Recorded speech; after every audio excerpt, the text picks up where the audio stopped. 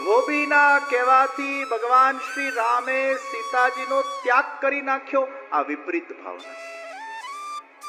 આટલી બધી ગોપીઓ સાથે ભગવાન રાસ રમે અને 16,000 રાણીઓ સાથે કઈ રીતે રહેતા હશે? આ વિપરીત ભાવના. તમે કથા શ્રવણ કરો એટલે તમારામાં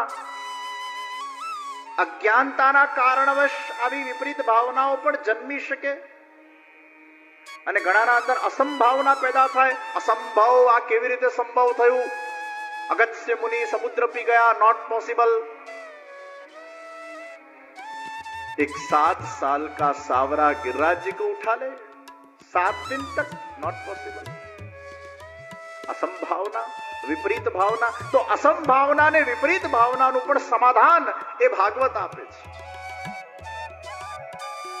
જ્યારે તમે ભાગવતના ગુણાર્થોને સમજો, શ્રી ભાગવત ગુણાર્થ પ્રકાશન परायण श्री महाप्रभु जी वो भागवत जी के गुणार्थों को प्रकाशित करने के लिए प्रकट हुए हैं. और वो जब हम कथा श्रवण के माध्यम से जितने उसमें गहरे उतरते जाते हैं, तब हमें उस गहराई में कहीं न कहीं अनमोल रत्नों की उपलब्धि हो जाती है. समुद्र को केवल बाहर से देखोगे तो लहर दिखेगी. समुद्र को अगर चखने का प्रयास करोगे तो उसमें आपको खाराश मिलेगी. कुछ और भीतर जाओगे तो मछलियां मिलेगी. लेकिन और उसके तह तक जाओगे तो कहीं आपको रत्न की भी उपलब्धि हो जाती है जब आप उसके तह में जाते हैं. और इसलिए शब्दार्थ, भावार्थ और गुणार्थ, भगवान की दिव्य लीला, उनके गुणार्थों में जाना पड़ेगा. और जब आप गुणार्थों में जाते हो तब आपकी विपरीत भावना, असंभावना का आपको समाधान मिल जाता है. और आप याद रखें, भगवान कौन है? पूर्ण पुरुषोत्तम है. कर्तुम अकर्तुम अन्यथा कर्तुम. પૂર્વમાંથી સૂર્યને ઉગાડી શકે એ કર્તુમ, પશ્ચિમમાંથી સૂર્યને ઉગાડે એ અકર્તુમ, અને સૂર્યને ઉગાડે જ નહીં અન્યથા કર્તુમ. એટલે તો ભગવાને જ્યારે રાસ કર્યો ત્યારે સૂર્યને ઉગાડ્યું જ નથી, अन्यथा करते. 6 महीना वो रात्रि ही रही. भगवान कहते हैं मैं चाहूं तो सूर्य उग सकता है, मैं चाहूं तो कहां से भी उग सकता है, मैं चाहूं तो उसको मैं उगाऊं ही नहीं, वो मेरी इच्छा है. मैं पूर्ण पुरुषोत्तम हूं, मैं कुछ भी कर सकता हूं. अरे एक साधारण मनुष्य પણ આજે અસંભવ સંભવ કરી નાખે છે. અને આપણે બિલીવ ઇટ ઓર નોટ ના અંદર ઘણીવાર જોતા હોઈએ છે, એવા એવા ટેલેન્ટેડ લોકો આ સંસારમાં અને આ વિશ્વના અંદર છે કે આપણી અકલ કામ ન કરે. આ કઈ રીતે આ કામ કરતા હશે? વિજ્ઞાને જે રીતે પ્રગતિ કરી છે, વિજ્ઞાન જે રીતે આગળ આવ્યું છે, વિજ્ઞાને જે રીતે ટેકનોલોજીનો ઉપયોગ કર્યો છે, ચેટ જીપીટી જેવા આજે ટેકનોલોજીકલ વિષયો આપણા સામે આવી ગયા છે. આપણને થાય આ કેવી રીતે સંભવ થાય? આજે મોબાઈલ ટેકનોલોજી હોય, કોમ્પ્યુટરની ટેકનોલોજી હોય, હવાઈ જહાજની ટેકનોલોજી હોય, રોકેટની ટેકનોલોજી હોય, આ ટેકનોલોજીઓ કઈ રીતે બની? એક માણસ અગર અસંભવ સંભવ કરી નાખતું હોય, એ માણસ ને બનાવનાર ઈશ્વર એ શું ન કરી શકે? એમાં કેટલી શક્તિ હશે? તો બધા જ પ્રકારની જે અસંભાવનાઓ છે, વિપરીત ભાવનાઓ છે, એના ઉત્તર આ ગ્રંથમાંથી આપણને મળે છે. અને એટલે જ યુવાનોએ ખાસ કથાઓ સાંભળવી જોઈએ, યુવાનોએ ખાસ સત્સંગ કરવો જોઈએ. કારણ કે અમે જયારે એમના ઘરે પધરામણીઓમાં જઈએ ને, કોઈક વાર બરોડા કે રાજકોટ જ્યાં આપણી હવેલી હોય ત્યાં લોકો મળવા આવતા હોય, યુવાનોને લઈને આવતા હોય. ઘણીવાર અમારી લોકોના ઘરે પધરામણી થતી હોય અને ઘણા યુવાનો પછી અમુક પ્રશ્ન પૂછતા હોય, ટાઈમ ઓછો હોય, બહુ બધી જગ્યાએ જવાનું હોય અને એ લોકોના પ્રશ્નો ખૂબ હોય. અને એમને એવું કે ગાગરમાં આખું સાગર ભરાઈ જાય, અમને 10 મિનિટમાં આખી ફિલોસોફી સમજાવી દો તો અમે પછી માનતા થઈ જઈએ કે આ બધું અમારે કેમ કરવાનું. શરીરના એક ઓર્ગનને જાણવા માટે પણ વર્ષોના વર્ષ નીકળી જાય. ત્યારે જઈને તમે હાર્ટ સ્પેશિયાલિસ્ટ બનો, લીવર સ્પેશિયાલિસ્ટ બનો. એક શરીરના ઓર્ગનને જાણવા માટે પણ વર્ષો મહેનત કરવી પડે ને ભણવું પડે. તો આખું આ શરીર શું આખું જગત બનાવનાર ઈશ્વરને જો જાણવું હોય તો થોડોક સમય તો આપવો પડે ને.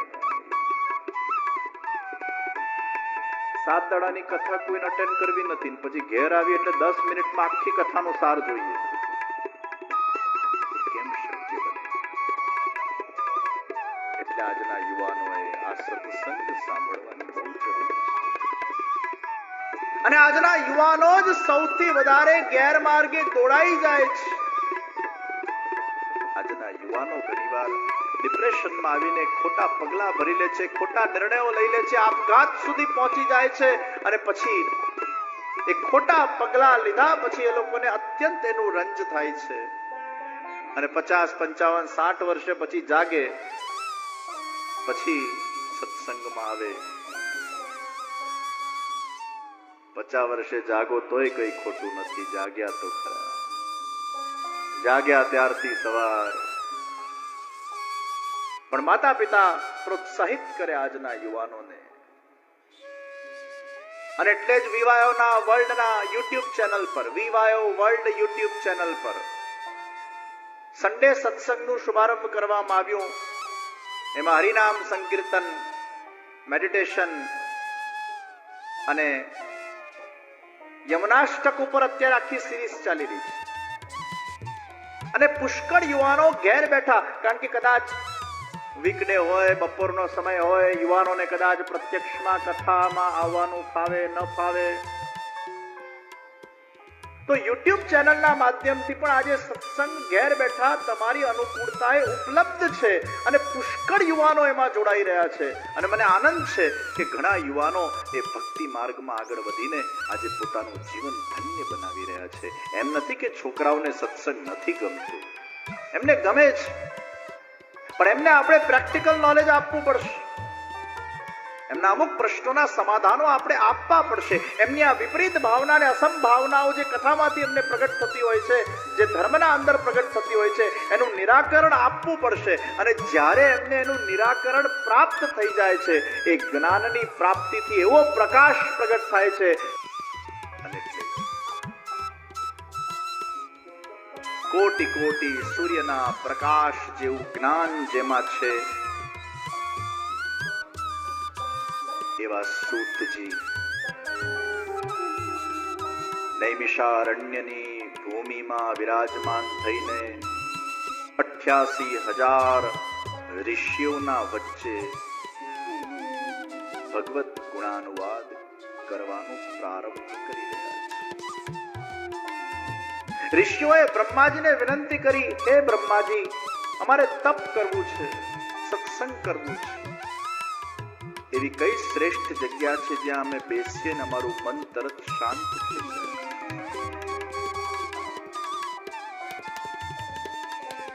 બ્રહ્માજીએ મનોમય ચક્ર પ્રગટ કર્યું.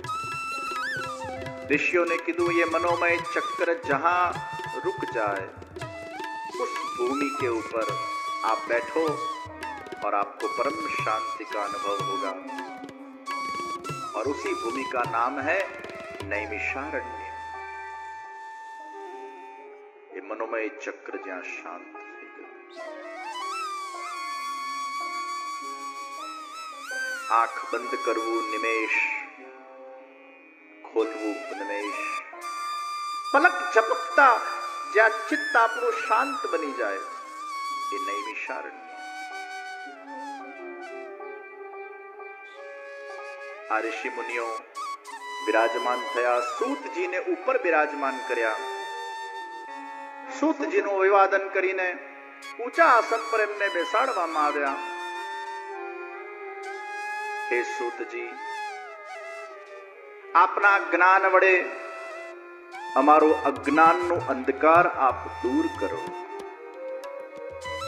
હે સૂતજી,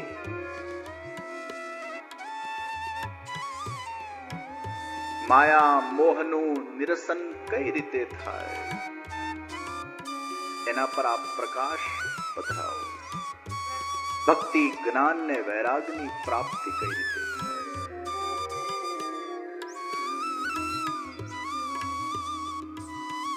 સૂતજીએ કથાનો શુભારંભ કર્યો છે.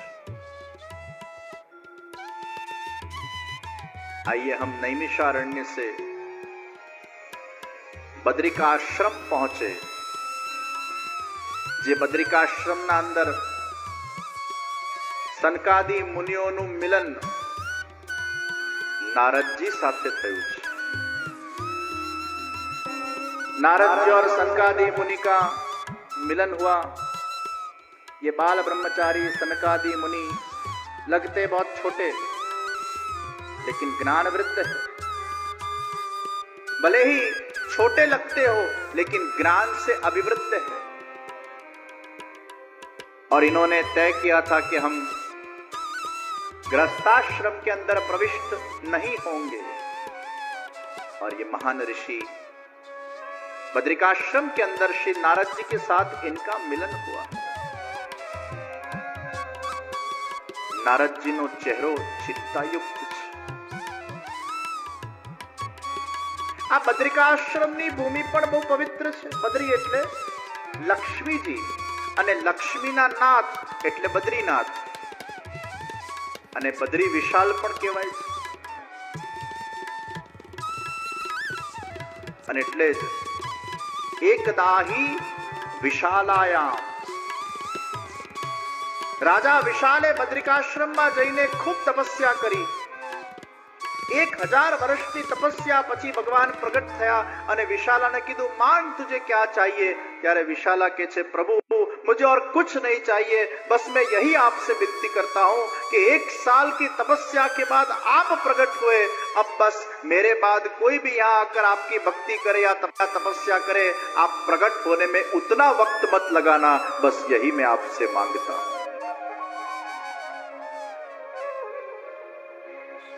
मैं तो 1000 વર્ષ સુધી તપસ્યા કરી, હવે પ્લીઝ ભક્તો માટે માંગ્યું છે। એ વિશાલ રાજાએ પોતાના માટે કંઈ માંગ્યું નથી। અને ત્યારે ભગવાન પ્રસન્ન થયા અને વિશાલ રાજાને કહે છે, જાઓ मैं तुझे वरदान देता हूं, ये तपोभूमि है और यहां कोई भी आकर तप करेगा मैं शीघ्र प्रसन्न हो जाऊंगा। ये तपोभूमि है और मैं मेरे नाम के साथ तुम्हारा नाम जोड़ देता हूं। અને એટલે જ મને તો ઘણીવાર એમ થાય કે એ બદ્રીનાથજીની જે સુંદર સ્વયંભૂ સેલ્ફ ક્રિએટેડ જે મૂર્તિ છે ને, એ લોકો સુધી માધ્યમથી એ પહોંચાડવી જોઈએ। કારણ કે ઘણા બધા લોકોના ત્યાં આપણે અમુક પ્રકારના ધ્યાન ચિત્રો જોતા હોઈએ છે, જે કદાચ અન્ય ધર્મના પણ હોઈ શકે, પણ આપણા ભગવાન શ્રી કૃષ્ણની ધ્યાન મૂર્તિ હોય, ભગવાન શ્રી કૃષ્ણનું ધ્યાન સ્વરૂપ હોય, અને એ ધ્યાન સ્વરૂપ ઘર ઘર સુધી આ રીતે પહોંચવામાં આવે। આમ આંખ બંધ કરી, એ એટલું સરસ ધ્યાન કરતું સ્વરૂપ છે।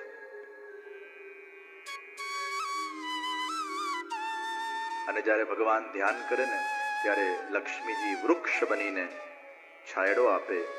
એટલે બદ્રી એટલે લક્ષ્મીજી અને બદ્રી એટલે વૃક્ષ।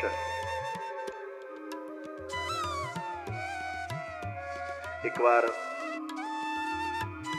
ત્યાં તપ્ત કુંડ પાસે શિવજી અને પાર્વતીજી, પહેલા શિવજી પાર્વતીજી આ પર્વત પર રહેતા, જ્યાં અત્યારે બદ્રીનાથજી છે। પછી ભગવાને લીલા કરી, એ તપ્ત કુંડ પાસે એક નાનું બાળક જોર જોરથી રુદન કરવા લાગ્યું। શિવજીએ પાર્વતીજીને ચેતવ્યા કે આ કોઈક માયાવી બાળક લાગે છે, તમે આના પાસે નહીં જતા।